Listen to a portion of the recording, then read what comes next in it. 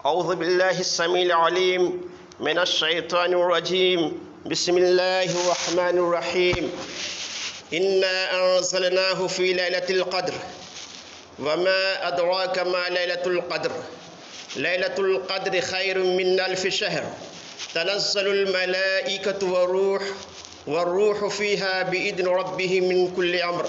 سلام هي حتى مطلع الفجر. وعن عائشة رضي الله عنها قالت قال رسول الله صلى الله عليه وسلم تحروا ليلة القدر في الوتر من الأشهر الأواخر من رمضان. رواہ صحیح بخاری. گرامی قدر معزز حاضرین جمعہ، اسلامی بھائیوں، عفت اسلامی ماں اور بہنیں، آج کے خطبہ جمعہ میں جس عنوان کی مناسبت سے چند گزارشات کتاب و سنت کی روشنی میں لے کر آپ کی خدمت میں حاضر ہوا ہوں، وہ عنوان ہے اعتکاف اور شب قدر کی فضیلت. عنقریب چند گھنٹوں کے بعد رمضان المبارک کا آخری عشرہ ہمارے اوپر سایہ فگن ہونے والا ہے، جس کا ایک ایک لمحہ نہایت ہی قیمتی ہے. یہی وجہ ہے کہ اللہ کے نبی صلی اللہ علیہ وسلم عام مہینوں کے بنسبت رمضان میں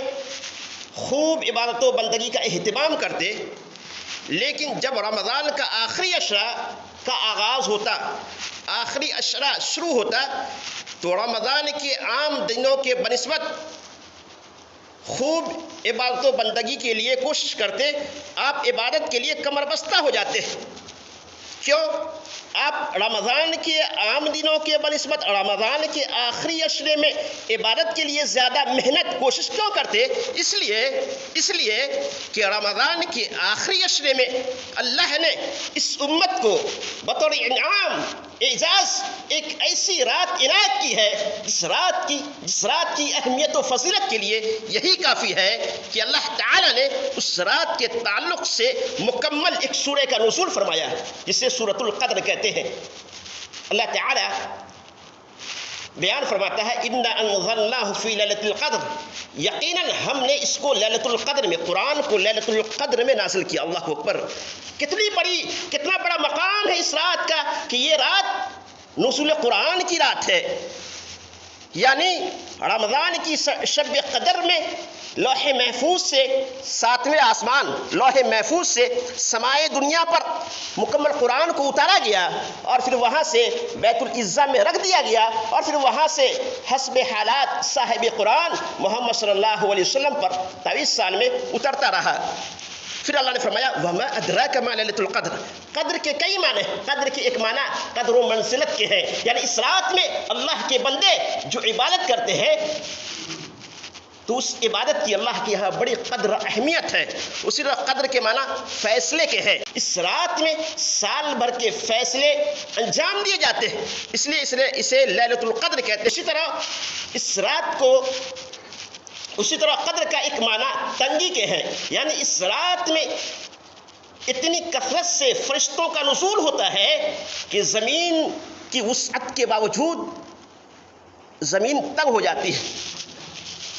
اور جو بندے اللہ کی عبادت و بندگی کرتے ہیں، ذکر و اذکار کا اہتمام کرتے ہیں، اللہ کے جو ایمان والے بندے ہیں، فرشتے ان سے مصافحہ کرتے ہیں، سلام کرتے ہیں. یا بعض علماء نے لکھا ہے کہ فرشتے آپس میں ایک دوسرے کو سلام کہتے ہیں. تو اللہ نے فرمایا وَمَا أَدْرَاكَ مَا لَيْلَةُ الْقَدْرِ. آپ کو کیا معلوم کہ لیلۃ القدر کیا ہے، یعنی لیلۃ القدر کی کیا اہمیت اور فضیلت ہے. اس کی تہ اور گہرائی تک وہ مخلوق نہیں پہنچ سکتی. اس کی اہمیت اور فضیلت سے اللہ تعالیٰ ہی بخوبی واقف ہے. وَمَا أَدْرَاكَ مَا لَيْلَةُ الْقَدْرِ لَيْلَةُ الْقَدْرِ خَيْرٌ مِّنْ أَلْفِ شَهْرٍ. سبحان اللہ! لیلۃ القدر بہتر ہے ہزار مہینوں کی راتوں سے. یعنی لیلۃ القدر کی ایک رات کی عبادت 1000 مہینوں کی عبادت، یعنی 83 سال 4 مہینے کی عبادت سے بہتر ہے. اور یہ رات اللہ نے صرف اس امت کو، امت محمدیہ کو عطا کیا، کیونکہ اس امت کی عمر دیگر امتوں کے بنسبت بہت ہی کم ہے۔ پہلے کی جو امتیں آئیں، کسی کی عمر 4 سال، کسی کی 400 سال، کسی کی عمر 500 سال تھی، یا کسی کی اس سے زیادہ تھی، لیکن اس امت کی عمر، امت محمدیہ کی عمر لگ بھگ 60 اور 70 کے درمیان ہے۔ 60 اور 70 سے کراس کرنے والے بہت کم ہی لوگ ہوتے ہیں، بہت کم ہی لوگ ہوتے ہیں جن کو 100 سال کی عمر اللہ تعالیٰ عطا کرتا ہے۔ تو اس امت کی عمر دیگر امتوں کے بنسبت اللہ تعالیٰ نے کم عطا کی ہے، کم دی ہے، لیکن اللہ تعالیٰ نے گرچہ اس امت کو عمر کم دی ہے دیگر امتوں کے بنسبت، لیکن رمضان میں ایک ایسی رات اللہ تعالیٰ نے اس امت کو عطا کیا ہے جس کو پا کر یہ امت دوسرے امتوں پر ثواب میں فوقیت حاصل کر سکتے ہیں۔ یہ بہت بڑی خوش نصیبی کی بات ہے کہ اللہ تعالیٰ نے ہمیں اور آپ کو عمر تو کم دیا ہے، لیکن ایک ایسی رات اللہ تعالیٰ نے عنایت کی ہے کہ اگر اللہ کی توفیق سے اور اللہ کی توفیق سے وہ رات ہم اور آپ کو میسر ہو جائے تو ثواب میں، قدر و منزلت میں دیگر امتوں کی ثواب پر فوقیت حاصل کر سکتے ہیں۔ اس لیے ہمیں چاہیے کہ اس رات کو حاصل کرنے کی کوشش کریں۔ تو ہم میں سے بعض ایسے ہیں جن کی عمر 40 سال، جن کو ان سے کم، یا بعض ایسے ہیں جن کی عمر 40 سے اوپر ہے، تو لگ بھگ کسی کی زندگی میں 30 مرتبہ، کسی کی زندگی میں 35 مرتبہ رمضان آتا ہے، تو کم از کم 4، ہماری اور آپ کی زندگی میں 4 مرتبہ شب قدر، یعنی فضیلت والی رات، قدر والی رات کم از کم 5 مرتبہ ہی آ گئی، تو ایک رات کا ثواب یہ ہے، ایک رات کی فضیلت یہ ہے کہ ایک رات 83 سال 4 مہینے کی عبادت سے بہتر ہے۔ تو کم از کم ہماری اور آپ کی زندگی میں 5 مرتبہ شب قدر آ گئی تو 416 سال 8 مہینے کی عبادت سے بہتر ہوں گے۔ یہ غور کریں کہ اللہ تعالیٰ کا ہم پر کتنا بڑا احسان ہے کہ کم عمر میں زیادہ سے زیادہ ثواب حاصل کرنے کے لیے اللہ تعالیٰ نے کتنا بہترین موقع عنایت کر دیا ہے۔ اس کے بعد اللہ نے فرمایا تنزل الملائکۃ والروح فیہا بإذن ربہم من کل امر، اس رات میں ہر کام کو سر انجام دینے کے لیے اللہ کے حکم سے، اپنے رب کے حکم سے فرشتے اور جبرائیل علیہ السلام اترتے ہیں، یعنی جبرائیل علیہ السلام کے ساتھ دیگر فرشتے زمین پر اترتے ہیں۔ سلام ہی حتی مطلع الفجر، اور یہ رات سلامتی کی ہے اور فجر کے طلوع ہونے تک یہ رات رہتی ہے، یعنی اس رات میں خیر ہی خیر ہے، شر نہیں، یا اس رات میں بندہ شیطان کی شر اور اس کے مکر و فریب سے محفوظ رہتا ہے۔ تو جب اللہ کے نبی صلی اللہ علیہ وسلم کو شب قدر کی اہمیت اور اس کی فضیلت سے اللہ تعالیٰ نے آگاہ کیا، متنبہ کیا، لیکن یہ نہیں بتایا گیا کہ یہ رات رمضان کے کس عشرے میں آتی ہے، کب آتی ہے، تو اللہ کے نبی صلی اللہ علیہ وسلم اس رات کو حاصل کرنے کے لیے رمضان کے دوسرے عشرے کا اعتکاف کیا کرتے تھے۔ لہذا صحیح بخاری ابو سعید الخدری رضی اللہ عنہ سے مروی حدیث میں ہے کہ نبی صلی اللہ علیہ وسلم رمضان کے اس عشرے کا اعتکاف کیا کرتے تھے جو مہینے کے بیچ میں پڑتا ہے، یعنی دوسرے عشرے کا اعتکاف کیا کرتے تھے۔ پھر 20 راتیں گزر جانے کے بعد جب 21ویں تاریخ کی رات آتی تو اس کی شام کو اللہ کے نبی صلی اللہ علیہ وسلم گھر واپس آ جاتے، اور آپ کے ساتھ جو صحابہ کرام اعتکاف میں ہوتے وہ بھی اپنے اپنے گھر آ جاتے۔ راوی کہتے ہیں ایک رمضان جب اللہ کے نبی صلی اللہ علیہ وسلم اعتکاف میں تھے تو اس رات بھی آپ نے مسجد ہی میں قیام کیا جس رات آپ کی عادت گھر آ جانے کو تھی۔ پھر اسی رات یعنی 21ویں رمضان کی رات آپ نے صحابہ کرام کے درمیان ایک جامع اور بلیغ خطبہ دیا جس میں اللہ تعالیٰ کی حمد اور ثنا بیان کی اور فرمایا کہ میں رمضان کے دوسرے عشرے کا اعتکاف کیا کرتا تھا، لیکن اب مجھ پر ظاہر ہوا کہ مجھے رمضان کے آخری عشرے کا اعتکاف کرنا چاہیے، اس لیے جن لوگوں نے میرے ساتھ اعتکاف کیا ہے وہ اپنے اعتکاف میں ٹھہرا رہے، یعنی وہ گھر نہ جائے، اعتکاف سے باہر نہ نکلے۔ تحقیق کہ وہ رات مجھے دکھائی گئی،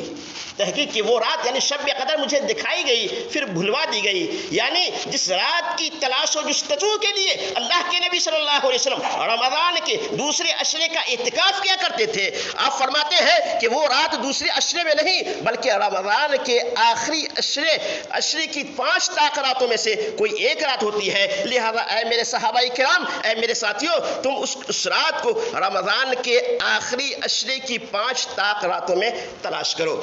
تو اللہ کے نبی صلی اللہ علیہ وسلم پہلے رمضان کے درمیانی عشرے کا یعنی رمضان کے دوسرے عشرے کا اعتکاف کیا کرتے تھے، لیکن جب آپ کے علم میں اللہ تعالیٰ نے یہ بات ڈال دی کہ یہ رات رمضان کے دوسرے عشرے میں نہیں بلکہ اے محمد صلی اللہ علیہ وسلم رمضان کے آخری عشرے میں آتی ہے، تو اس کے بعد سے نبی صلی اللہ علیہ وسلم ہر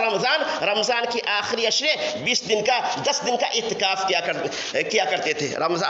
ہر سال رمضان کے آخری عشرے کا اعتکاف کیا کرتے تھے، 10 دنوں کا اعتکاف کیا کرتے تھے، لیکن جو رمضان اللہ کے نبی صلی اللہ علیہ وسلم کی زندگی کا آخری رمضان تھا، اس سال یا اس رمضان آپ نے 20 دنوں کا اعتکاف کیا۔ تو یہ اعتکاف اللہ کے نبی صلی اللہ علیہ وسلم کی پیاری سنت ہے، اعتکاف سنت مؤکدہ کفایہ ہے۔ بلا شبہ اللہ کا تقرب اور اس کی رضا حاصل کرنے کی غرض سے مسجد میں آ کر اعتکاف کرنا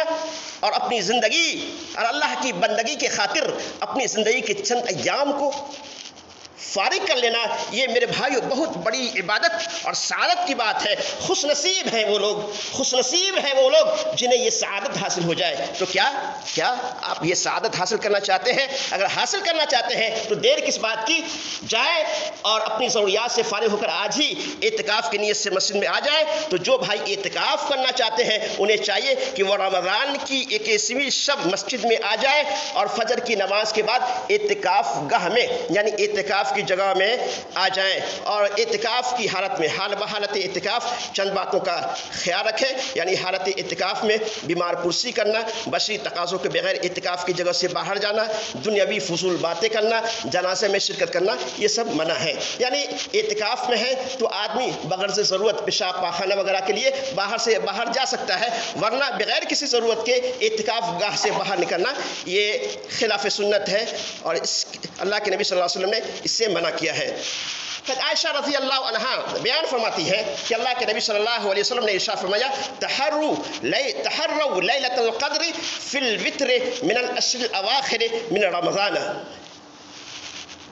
کہ تم لیلۃ القدر کو رمضان کے آخری عشرے کی 5 طاق راتوں میں تلاش کرو، یعنی شب قدر کو رمضان کے آخری عشرے کی 10 راتوں میں سے جو 5 طاق راتیں ہوتی ہیں، 21، 23، 25، 27، 29، انہی 5 راتوں میں سے کوئی ایک رات شب قدر ہوتی ہے۔ اس کو مبہم، پوشیدہ، مخفی اس لیے رکھا گیا ہے تاکہ اللہ کے بندے زیادہ سے زیادہ عبادت و بندگی کا اہتمام کریں، شب بیداری کریں، 5 رات میں اللہ کی عبادت کریں، 5 رات میں اللہ کی کتاب کی تلاوت کریں، اس لیے اس کو مبہم رکھا گیا ہے۔ کبھی یہ رات 27ویں کی ہوتی ہے، کبھی 29ویں کی ہوتی ہے، کبھی 21ویں کی ہوتی ہے، اور کبھی 25ویں کی ہوتی ہے۔ یہ کوئی متعین نہیں ہے کہ 27ویں شب ہی شب قدر ہے، جیسا کہ بعض لوگ کہتے ہیں، اس لیے بعض لوگ 27ویں شب ہی شب بیداری کرتے ہیں، حالانکہ یہ غلط ہے، بلکہ اس کو مبہم رکھا گیا ہے اس لیے تاکہ ہم اور آپ زیادہ عبادت و بندگی کا اہتمام کر سکیں۔ امام ابن قیم رحمہ اللہ کا قول دیکھیے، کتنی بہترین بات وہ بیان فرماتے ہیں۔ امام ابن قیم الجوزی رحمہ اللہ فرماتے ہیں، ان کا قول ہے، امام ابن قیم کا قول ہے، اگر شب قدر پورے سال میں تلاش کرنے کا حکم ہوتا، دیکھیے اس رات کی اہمیت اور فضیلت ہمیں اور آپ کو نہیں معلوم، ہمارے اسلاف اس رات کی اہمیت اور فضیلت سے واقف تھے، اسی لیے وہ کہتے ہیں، دیکھیے کتنی بہترین بات کہہ رہے ہیں، ان کا قول ہے کہ اگر شب قدر پورے سال میں تلاش کرنے کا حکم ہوتا تو میں اس ایک رات کو حاصل کرنے کے لیے پورے سال قیام کرتا، یہاں تک کہ میں اس رات کو پا لیتا، اور یہ 10 راتیں جاگنا تو یہ کوئی مشکل امر نہیں۔ تو معلوم یہ ہوا کہ شب قدر کی تلاش میں امام ابن قیم الجوزی رحمہ اللہ 5 راتیں نہیں بلکہ آخری عشرے کی 10 رات قیام کرتے، اللہ تعالیٰ کی کتاب کی تلاوت کرتے تاکہ یہ رات ہاتھ سے جانے نہ پائے۔ تو اللہ کے نبی صلی اللہ علیہ وسلم فرماتے ہیں کہ یہ رات رمضان کے آخری عشرے کی 5 طاق راتوں میں سے کوئی ایک رات ہوتی ہے۔ ان 5 راتوں میں سے کون سی ایک رات ہوتی ہے یہ بھی اللہ کے نبی صلی اللہ علیہ وسلم کو معلوم تھا۔ آپ امت کے خیر خواہ تھے، آپ امت کے بے انتہا خیر خواہ تھے۔ جب آپ کو معلوم ہوا کہ یہ رات جو نہایت اہمیت اور فضیلت والی رات ہے یہ آخری عشرے کی فلاں رات ہے، تو آپ صحابہ کرام کے پاس گئے تاکہ ان کو بتا دے، ان کو آگاہ کر دے۔ لہذا صحیح بخاری میں عبادہ بن صامت رضی اللہ عنہ سے مروی ہے کہ اللہ کے نبی صلی اللہ علیہ وسلم ہمارے پاس تشریف لائے تاکہ آپ مجھے بتا دیں کہ یہ رات رمضان کے آخری عشرے کی 5 طاق راتوں میں کب آتی ہے۔ آپ ہمارے پاس تشریف لائے، یہاں تک کہ 2 مسلمان نے آپس میں جھگڑا کیا، 2 مسلمان نے آپس میں جھگڑا کیا، لڑائی کی۔ تو آپ نے فرمایا، راوی عبادہ بن صامت کہتے ہیں آپ نے فرمایا میں تمہارے پاس آیا اس لیے تھا تاکہ میں تمہیں بتا دوں کہ شب قدر کب آتی ہے، لیکن فلاں نے آپس میں جھگڑا کیا اس لیے اس کا علم مجھ سے اٹھا لیا گیا۔ ہو سکتا ہے تمہارے لیے یہی بہتر ہو، اب تم رمضان کے آخری عشرے کی 5 طاق راتوں میں تلاش کرو۔ تو ہمیں چاہیے کہ آخری عشرے کی 5 طاق راتوں میں اللہ کی کتاب کی تلاوت کریں، ذکر و اذکار کا اہتمام کریں، اور رات کے کچھ حصے میں اپنے لیے، اپنے والدین کے لیے اور اپنے اہل و عیال کے لیے اور دنیا کے عام مسلمانوں کے لیے خلوت میں بیٹھ کر دعائیں کریں، کیونکہ جب آپ عام مسلمانوں کے لیے دعا کرتے ہیں تو فرشتے آپ کی دعا پر آمین کہتے ہیں اور کہتے ہیں اے اللہ اس کو بھی اسی کے مثل عطا فرما۔ یعنی آپ عام لوگوں کے لیے دعا کرتے ہیں، عام مسلمانوں کے لیے دعا کرتے ہیں کہ اے اللہ مسلمانوں کے حق میں قرآن کو، روزہ کو سفارشی بنا، تو فرشتے کہتے ہیں آمین، اور یہ بھی کہتے ہیں اللہ اس کے حق میں بھی قرآن کو، روزہ کو سفارشی بنا۔ آپ دعا کرتے ہیں اے اللہ جو بھی مظلومین مسلمان ہیں ان کی غیب سے مدد فرما، تو فرشتے کہتے ہیں اللہ جو دعا کر رہے ہیں کی مدد فرما۔ تو جب ہم اور آپ دعا کرتے ہیں اپنے مسلمان بھائیوں کے لیے تو فرشتے آمین کہتے ہیں اور کہتے ہیں اللہ اس کے مثل اس کو بھی عطا فرما۔ تو آپ اپنے لیے، اپنے والدین کے لیے دعا کریں، کیونکہ اللہ کے بعد سب سے بڑا ہمارا آپ کا محسن والدین ہے۔ تو جب آپ دعا کرتے ہیں تو آپ کے والدین کے درجات بلند کیے جاتے ہیں۔ مردے کے سب سے بہترین تحفہ یہ دعا ہے،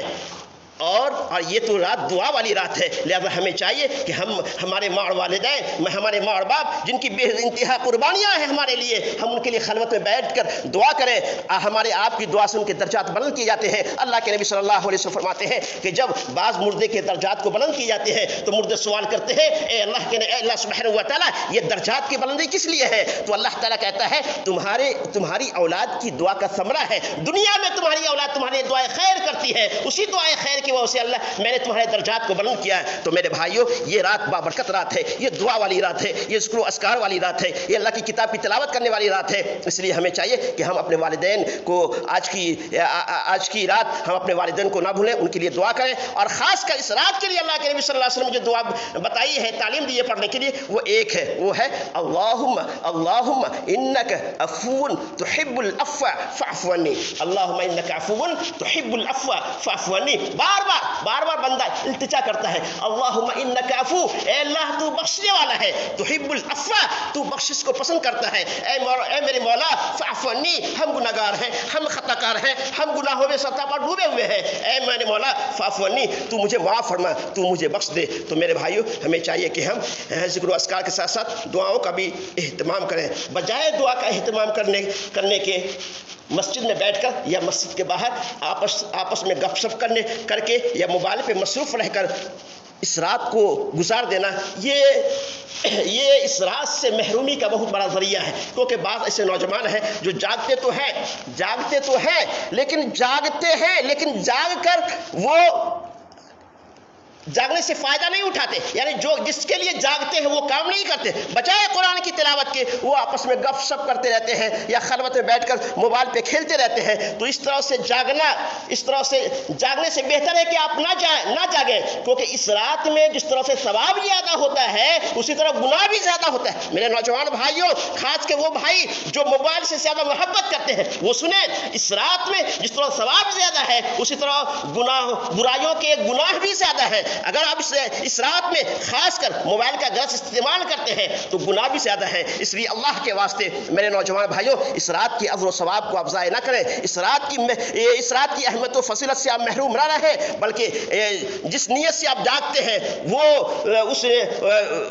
ہیں اس کو آپ پورا کریں، یعنی اللہ کی کتاب کی تلاوت کریں، ذکر و اذکار کا اہتمام کریں۔ اللہ سبحانہ و تعالیٰ سے دعا ہے کہ اللہ سبحانہ و تعالیٰ تمام بھائیوں کو نیک سمجھ کی توفیق عطا فرمائے، اس رات میں جاگنے اور جاگ کر اللہ کی کتاب کی تلاوت کرنے کی توفیق عطا فرمائے۔ اللہ تعالیٰ تمام بھائیوں اور بہنوں کو شب قدر کی سعادت نصیب فرمائے۔ اللہ سبحانہ و تعالیٰ تمام بھائیوں اور بہنوں کے نیکیوں کو قبول فرمائے، نماز روزہ کو اور قرآن کو اللہ تعالیٰ تمام مسلمانوں کے حق میں سفارشی بنائے۔ جب تک ہم مسلمانوں کو اللہ سبحانہ و تعالیٰ دنیا میں زندہ رکھنا چاہتا ہے اسلام پر رکھے، اور جب بھی خاتمہ ہو ایمان کی حالت میں خاتمہ ہو۔ آمین۔ وآخر دعوانا الحمدللہ رب العالمین۔